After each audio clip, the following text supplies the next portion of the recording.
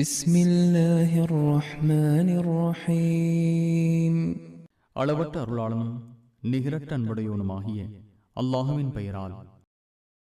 تلك أمة قد خلت لها ما كسبت ولكم ما كسبتم ولا تسألون عما كانوا يعملون. அவர்கள் சென்றுவிட்ட சமுதாயம். அவர்கள் செய்தது அவர்களுக்கு, நீங்கள் செய்தது உங்களுக்கு. அவர்கள் செய்ததை பற்றி நீங்கள் விசாரிக்கப்பட மாட்டீர்கள். سيقول السفهاء من الناس ما ولاهم عن قبلتهم التي كانوا عليها قل لله المشرق والمغرب يهدي من يشاء إلى صراط مستقيم. ஏற்கனவே இருந்த அவர்களின் கிப்லாவை விட்டும் முஸ்லிம்கள் ஏன் திரும்பிவிட்டனர் என்று மனிதர்களில் அறிவெளிகள் கேட்பார்கள். கிழக்கும் மேற்கும் அல்லாஹுக்கே உரியன, அவன் நாடியோரை நேரான வழியில் செலுத்துகிறான் என்று கூறுகிறார்.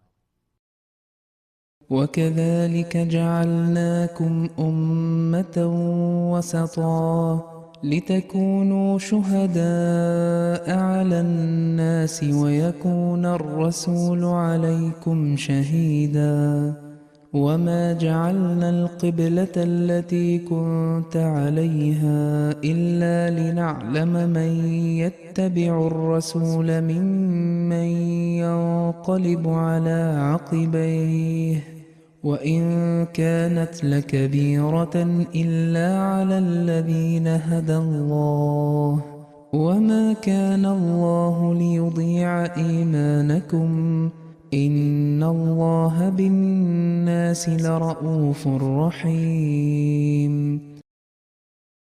இவ்வாறு நீங்கள் மற்ற மக்களுக்கு எடுத்து சொல்வோராக திகழவும், இத்தூதர் முகம்மது உங்களுக்கு எடுத்து சொல்வோராக திகழவும் உங்களை நடுநிலையான சமுதாயமாக்கினோம்.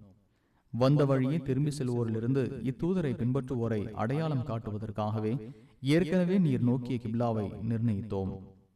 அல்லாஹ் யாருக்கு நேர்வழி காட்டினானோ அவரை தவிர மற்றவர்களுக்கு இது பாரமாகவே இருக்கிறது. அல்லாஹ் உங்கள் நம்பிக்கையை பாழாக்குபவனாக இல்லை. அல்லாஹ் மனிதர்கள் மீது இரக்கமுடையோன், நிகரற்ற அன்புடையோன். قد نرى تقلب وجهك في السماء فلنولينك قبلة ترضاها فول وجهك شطر المسجد الحرام وحيث ما كنتم فولوا وجوهكم شطره وَإِنَّ الَّذِينَ أُوتُوا الْكِتَابَ لَيَعْلَمُونَ أَنَّهُ الْحَقُّ مِنْ رَبِّهِمْ وَمَا اللَّهُ بِغَافِلٍ عَمَّا يَعْمَلُونَ. முகமதே, உம்முடைய முகம் வானத்தை நோக்கி அடிக்கடி திரும்புவதை காண்கிறோம். எனவே நீர் விரும்புகிற கிப்லாவை நோக்கி உம்மை திருப்புகிறோம். எனவே உமது முகத்தை மஸ்ஜிதுல் ஹராமின் திசையில் திருப்புவீராக. நீங்கள் எங்கே இருந்தாலும் உங்கள் முகங்களை அதன் திசையிலேயே திருப்பிக் கொள்ளுங்கள். இதுவே தமது இறைவனிடமிருந்து வந்த உண்மை என்று வேதம் கொடுக்கப்பட்டோர் அறிவார்கள். அவர்கள் செய்பவற்றை அல்லாஹ் கவனிக்காதவனாக இல்லை.